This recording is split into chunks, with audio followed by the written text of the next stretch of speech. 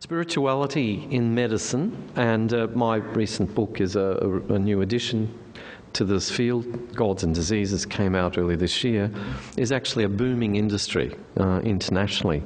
Not so much here in Australia.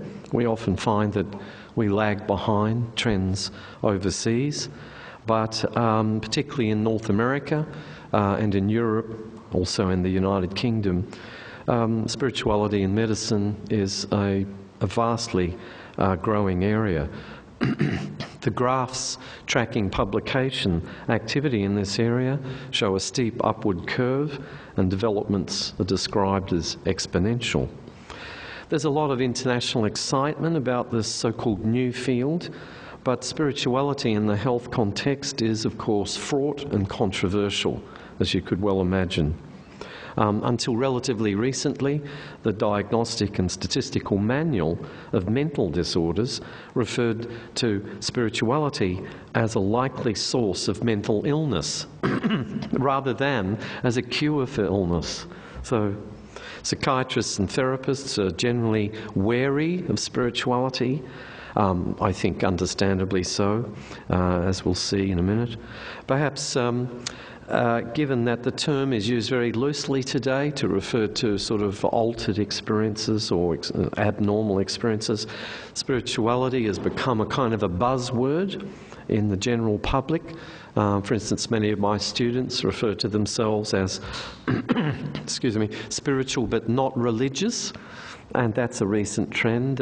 It's also another international trend.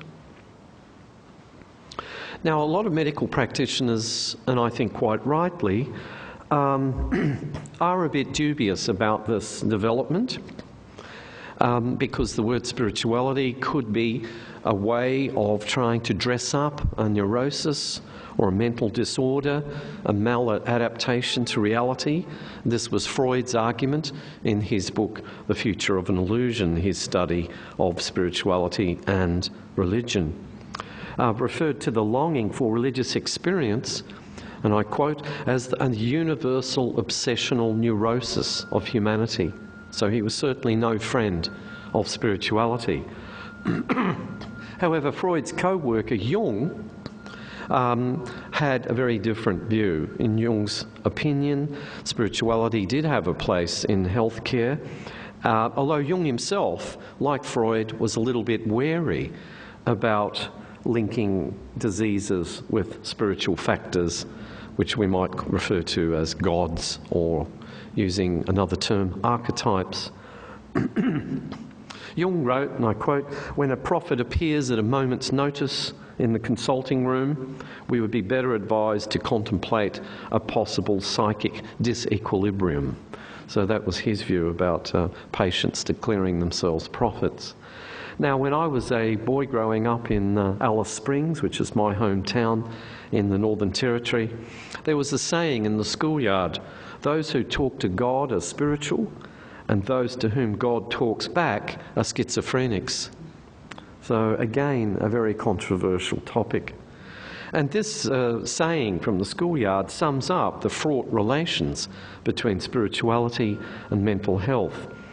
If the job of a therapist is to ground somebody in the real, it's to be expected that spirituality is not a welcome guest in the consulting room.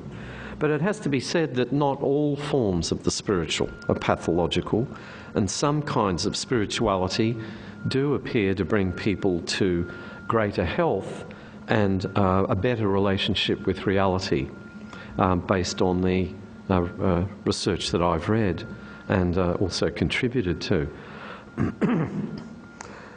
It's also true that concepts of normality are changing at the moment. We see this especially in sexual activity. What was considered unacceptable 50 years ago is now suddenly acceptable, or perhaps even normalised.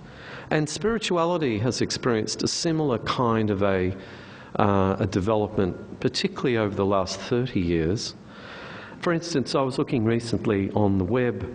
The Royal College of Psychiatry in London has this on its website: spirituality involves a dimension of human experience that psychiatrists are increasingly interested in because of its potential benefits to mental health. Now, that's quite an astonishing statement, given that the so-called DSM, the Diagnostic and Statistical Manual, not too long ago referred to spirituality as a possible source of mental illness. So, as I said, we're living in a time in which notions of normality, health and illness are undergoing rapid change. The tables are being reversed, and even normality is today viewed with some suspicion. Jung, for instance, foreshadowed this when he boasted to Freud, I quote, "Show me a sane man and I will cure him for you." So this was Jung's boast in 1912. Today, spirituality is being included in the inventory of what constitutes normality. I think normality is getting bigger as a concept. We're emerging from a long period of materialism and rationality, especially in science, and especially in medicine. But just as our age is referred to as postmodern, so it could be argued, I think, that it's becoming post-secular as well. What that post-secular means, I'm never quite sure. I don't see any trend of an increase, for instance, of interest in traditional religions at all. In fact, the trend in traditional religions continues to be steadily down. But there seems to be something else happening in society. What that is, I think it's still too early to tell if we're witnessing the beginnings of a new religious awakening, or certainly a new spiritual awakening. I'm not exactly sure what it is, and it will clearly take another 50, perhaps 100 years to determine, I think, where society is headed in this regard. So yes, I don't see spirituality and religion by any means as synonymous. The Western model of health is in a difficult situation at present, and I think it's not coping well with the radical changes. Many in the community are turning away from conventional medicine towards so-called complementary medicines, whose sources are often found in the East, or in the ancient West, such as the pagan and pre-Christian sources from Western culture. What the spirituality and health is all about is the internal healing capacity of the body, mind and spirit. And that is new to the Western mainstream, but it's not new to the East, of course, where body, mind and spirit have always been connected. It's not new to Western Gnosticism, which has always held the unity of body, mind and spirit. It's not new to alchemy, the ancient science. It's not new to Wicca, and it's not new to Hermeticism. So in the same way that some chaplains today are constructing themselves as workers in a non-religious field of spirituality, so I think a great many medical practitioners are retraining in non-Western medical systems, especially Chinese, Japanese and Indian healing systems. Professionals in all fields are learning to change and adapt to new values emerging from the spirit of our time. But it's been hard, I think, for the medical schools and the training programs in our universities to reconstruct themselves overnight. It's not simply a matter of adding spirituality to the existing mix and stirring. The whole point of spirituality, I think, is that it brings into existence or calls into being an holistic paradigm of mind, body and spirit, which isn't operating currently in our trainings of doctors. Now, the official motto of the Royal College of Psychiatry in London is "Let wisdom guide." That's actually the official motto. But this reads ironically in view of the current, I think, crisis in the medical system. The medical and healing professions have forgotten, or rather perhaps intentionally renounced, their roots in the spiritual origins of healing, which go way back, of course, beyond the rise of modern medicine, particularly to our Greek heritage. The roots go back to the temples of Asclepius, who was referred to as the divine physician, and to the dream incubation chambers of Pergamon, Kos, and Epidaurus in ancient Greece. I recently went to these places on a research trip. The healing professions are suffering, perhaps, from a form of amnesia and are called to remember what they've forgotten through centuries of rationality and neglect. Important recent books are urging the professions to remember their ancient background. For instance, let me quote one. John Swinton, who was recently here in Melbourne, wrote a book called Spirituality and Mental Health Care, Rediscovering a Forgotten Dimension. And he was recently consulting at the Austin Hospital in Heidelberg. So culturally, we are at a turning point where we need to take a detour back to the past to gather up again what's been lost from our scientific model, which has privileged, I think, a purely rational mode of knowing. Now, what's been lost to our knowledge is wisdom. This is the missing factor, which is broad and, I think, more comprehensive than rational science. Wisdom teaches that there are forces at work in life. Excuse me, I've got a bit of asthma today from the high humidity here in Melbourne. Wisdom teaches that there are forces at work in life that are greater than rational motivations and larger than the biological laws of cause and effect. Wisdom introduces the view that consciousness is not limited to the human being, but extends beyond the human into forces that, in the past, were imagined as gods, angels, spirits. These forces have the ability, I think, to heal us and make us whole, which is why medicine has traditionally, going right back, especially if we look at, say, Aboriginal cultures, been linked with religion, cosmology, and with shamanism. Along with medicine, religion may be forced to remember its ancient heritage as well, if it's to remain relevant to a new era looking for holistic paradigms.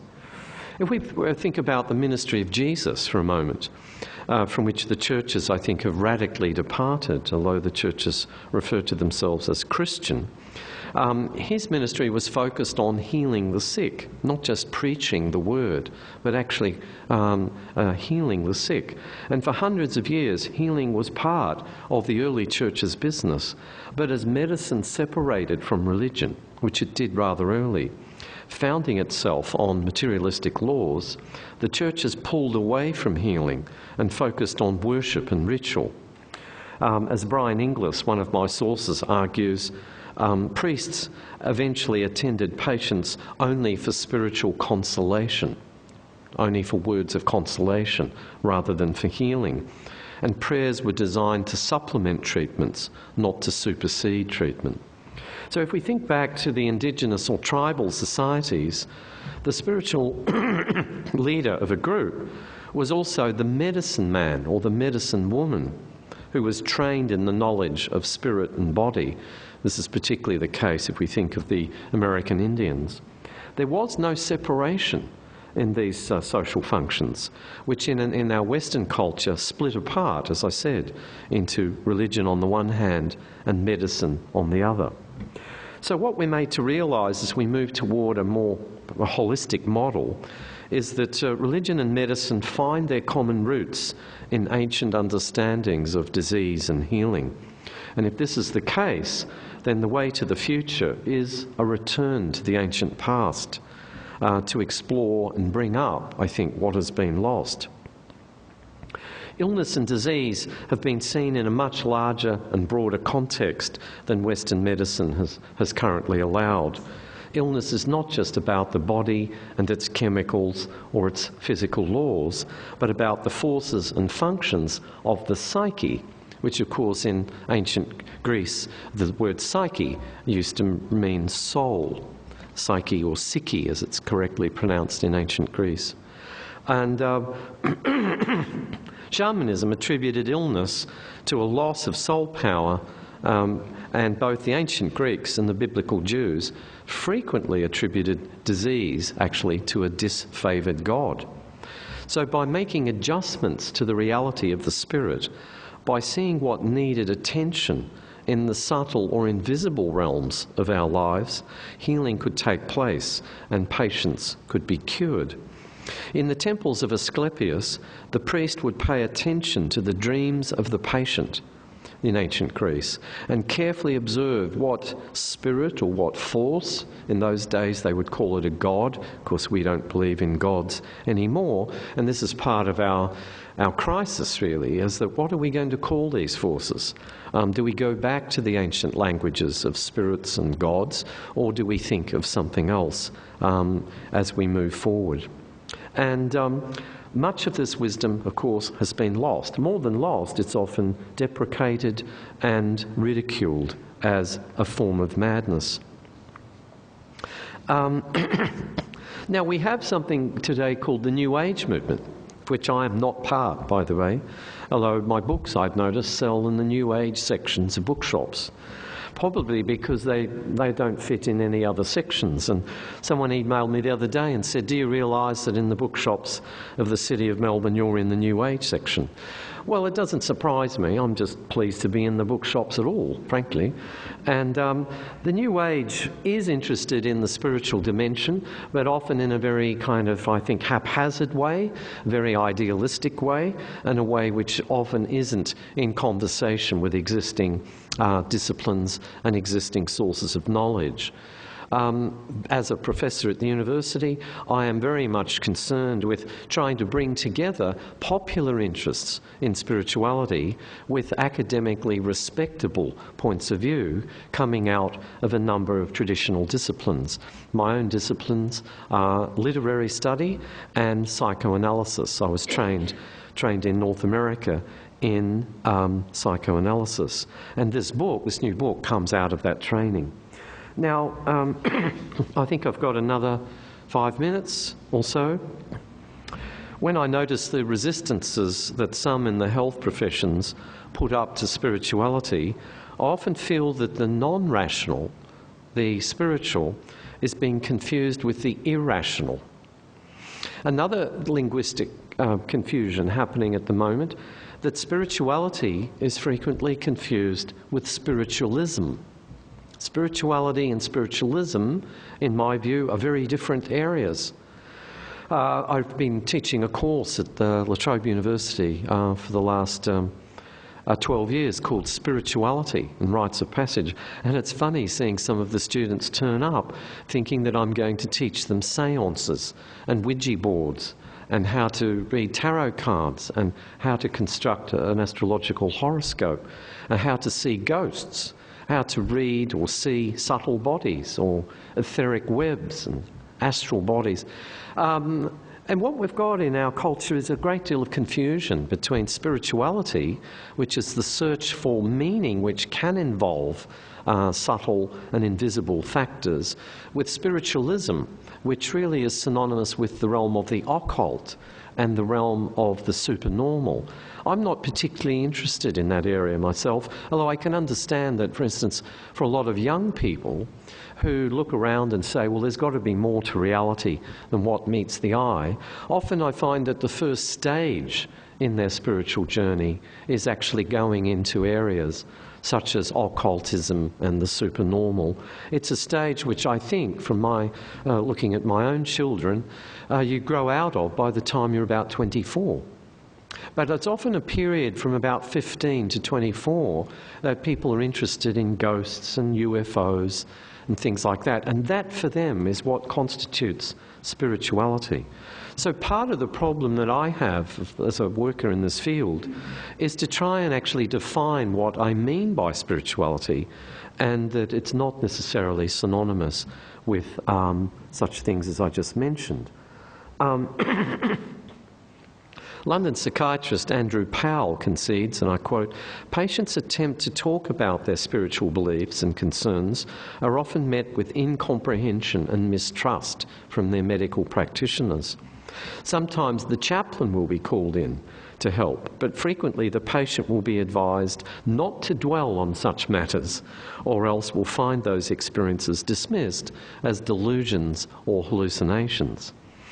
End quote. Now, such dismissal, designed, I think, to protect clients from the delusions of so-called spirituality, might express a desire on behalf of the medical profession to protect itself from areas that it can't control.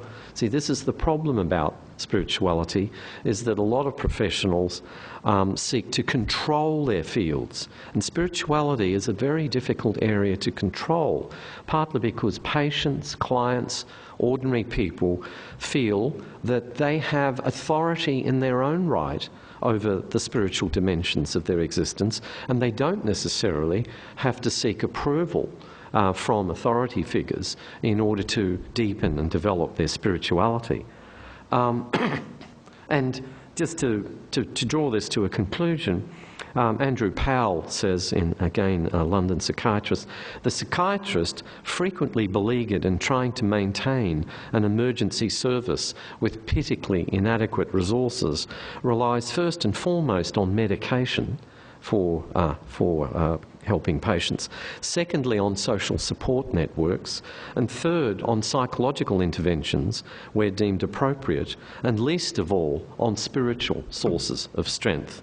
On top of that, he adds, the medical practitioner is 3 times less likely to hold a religious faith than the patient, him or herself. So this is part of the issue, that often in society, the more highly educated you are, the less likely you are to be sympathetic to spiritual points of view, partly because your training and your very highly developed education has just factored that dimension out entirely.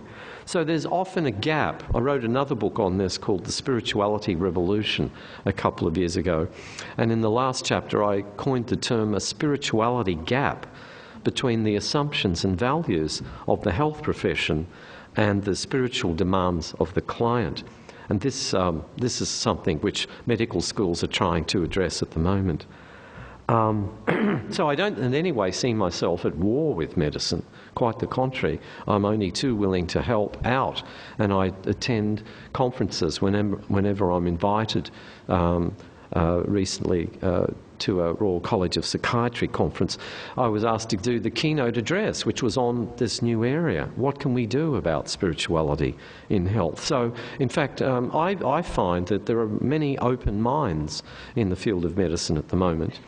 But, as I said, this problem of control, if the professionals want to be in control, it becomes problematical, because the spirit, as Jesus said to the Rabbi Nicodemus in the 4th Gospel of the Bible, the Spirit bloweth where it listeth. You don't know where it's coming from, you don't know where it's going, except that it is a very strong thing in our lives, and is can be very real and can be a source of great healing. So at the moment, a lot of medical practitioners are just thinking, well, I don't know what on earth my clients are talking about when they say to me, can you please talk to me about a spiritual point of view on this problem I've got, like my asthma today. What is the spiritual dimension of that? And I'm sure there is one. So a lot of us in the professions are flying blind at the moment. It's a period of transition. It's a period where the New Age has tried to take the lead, I think largely unsuccessfully, for reasons I've already given. But gradually, I think the mainstream professions will try and catch up with this new discourse and try to factor it in seriously into a post-secular, post-modern, and arguably post-rational understanding of the human being.